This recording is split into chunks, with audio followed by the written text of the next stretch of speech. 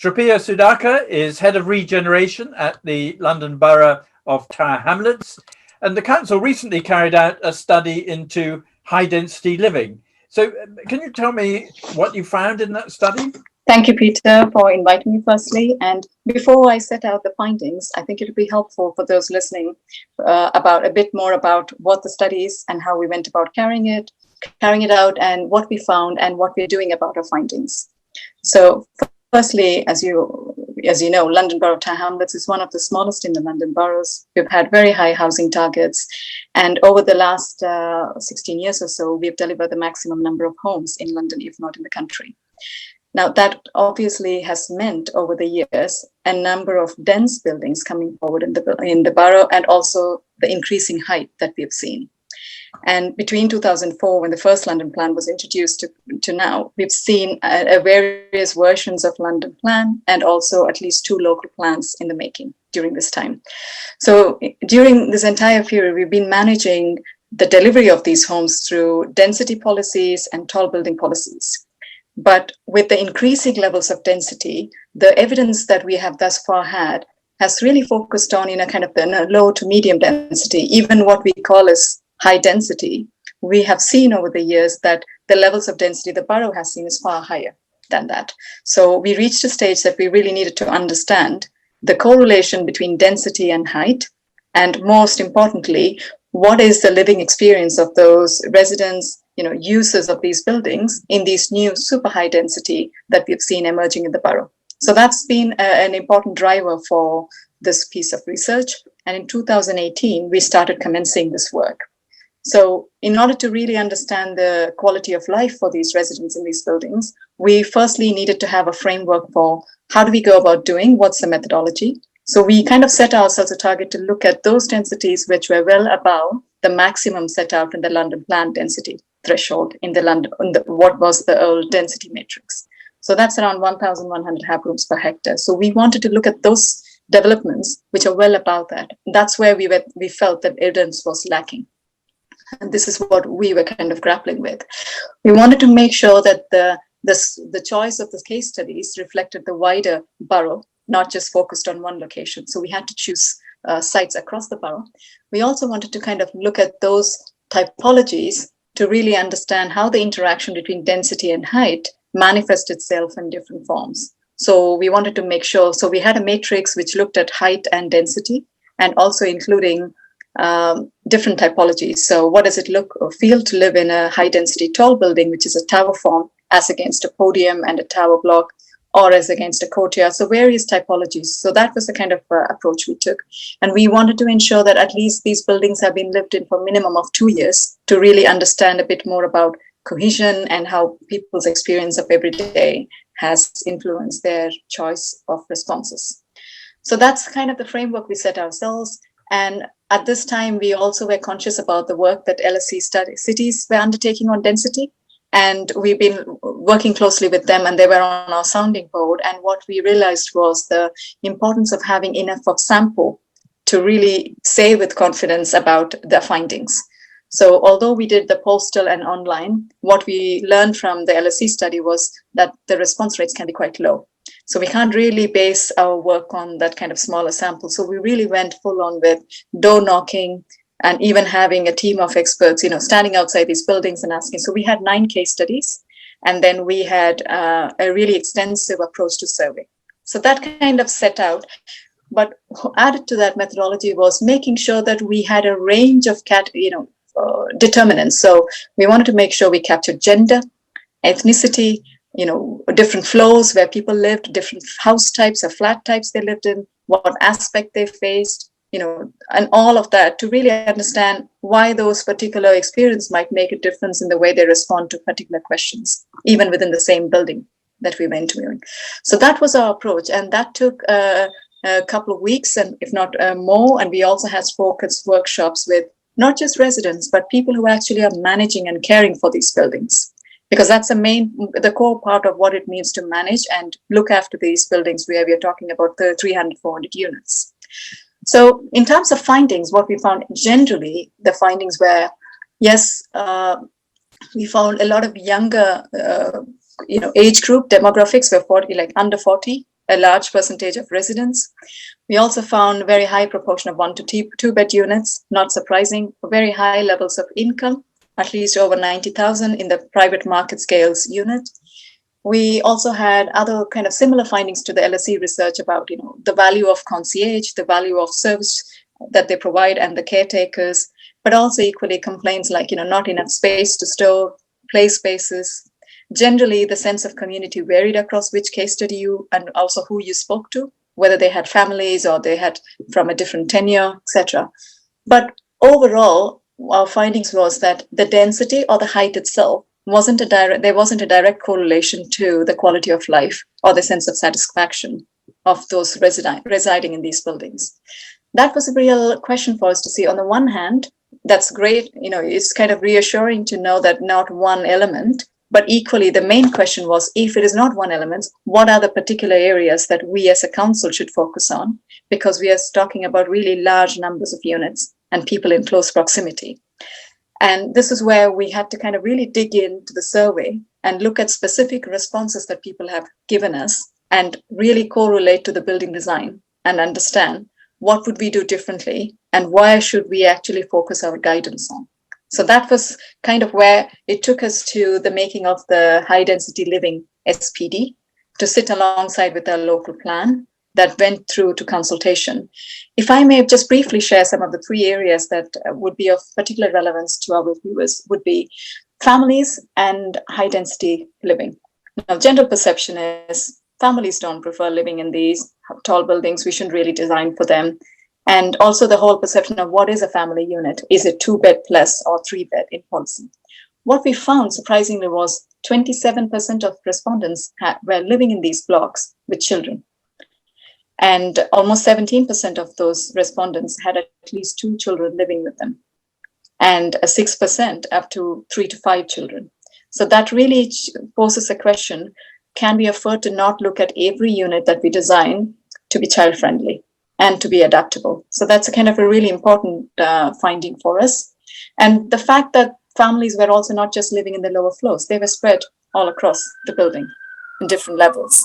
So as much as they would, the respondents said they would like to be living closer to the ground, I think if you're kind of purchasing a market sale unit, you don't really get that same choice. So you're choosing to live not, you could say choice, but the choice is quite limited in this if there are not that many units coming forward.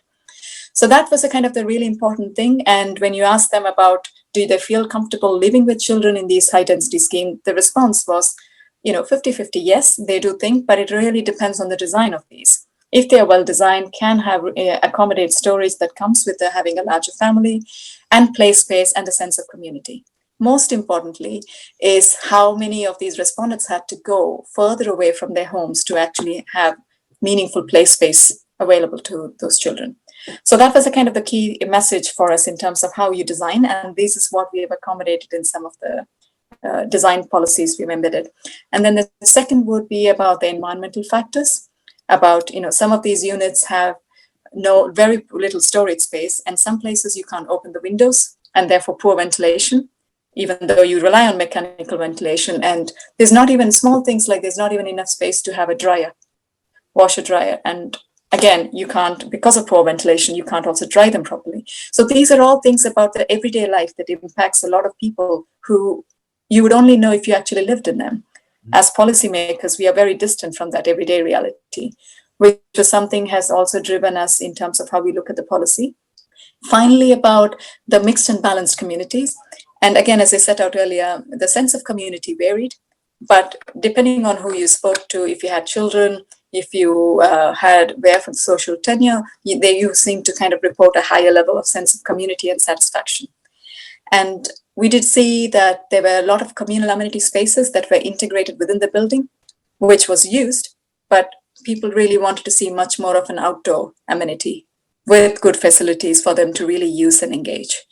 I think those 3 elements, there are more things in the SPD for those interested, but I think those 3 findings I would say are particularly important for London and also more important in the current COVID-19 and what we are finding and how we need to adapt it. And finally, one thing we were keen on in the survey was not just interviewing those who are living here in these buildings, but equally interviewing people who lived around them. So people who you would say impacted by these schemes. So 40% of those respondents we spoke to, who lived like literally 5 minutes walk around the development, said their access to infrastructure was impacted by these new schemes. And what was interesting also was almost just less than 70% really didn't know anybody who lived in these buildings, did not even consider them as part of the community. And if you ask the question, do you ever use any of those resources or spaces as part of this new scheme? Almost a large percentage said no, they haven't. So it poses another question about high density living. Is they're not just cluster of really tall, dense buildings as systems, but we need to really see them as neighborhoods.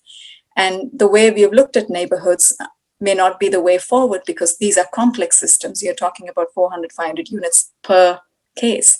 So again, another thing that for the local plan policy, and again, particularly relevant for London and for the GLA to focus on, is how do we really design for these high density neighborhoods? That was a very long-winded answer to it, but I hope that makes sense. Very comprehensive, thank you. So have you seen a change in attitudes to sort of, might say, pre-COVID, post-COVID, and I guess the accentuation on public space and so on will be even greater now? Yes. So it's a tricky one. I can't say it with a lot of evidence, as I've set out for the first question. But having done this work, I kind of want to reflect on this from two fronts. One is that it's reassuring as of now that we don't have any evidence to kind of really say high density contributes to having more incidence of the disease or the spread of it, as it was in the case of SARS. So we haven't seen that. But what we have seen is that more and more of us working from home, our homes are having to adapt to the different, the vagaries of life. So it has to become an office space, work well as a kind of a schooling, for those who have children, caring responsibilities, all of those which we had relied previously on the city life, and is now all taking place within our homes. And given that the level of public open space available in the borough is also deficient, which means that these existing private amenity space for these residents will have to work harder. But what we also found is that these spaces tend to be quite small, in some instances, not at all available to them. I think that kind of can give us a picture of what it must be for these residents living in high density schemes. And I think also the correlation between how we've seen city life and what is urban life, we have taken for granted that because of what the city offers, whether it's about childcare, all the kind of community uses that we have, leisure, etc., we could afford to live in small places. We could afford to kind of invest in smaller flats because we have the entire city available to us. But the fact that we have restrictions during the lockdown really focused us understanding how the city is an extension of our personal life and what urban life actually truly meant. And a lot of that which we relied on the city has now to take place within these four walls, which has had a real impact and pressure on residents. And it's a real opportunity also when we do go back to the opening and emerge from this crisis, a redefining of what is urban life and what are its factors. And is this the same relationship we have previously, or is this a new relationship? And therefore, how our cities would transform. So have you seen more economic activity in local areas as a result of more people living at home and working at home?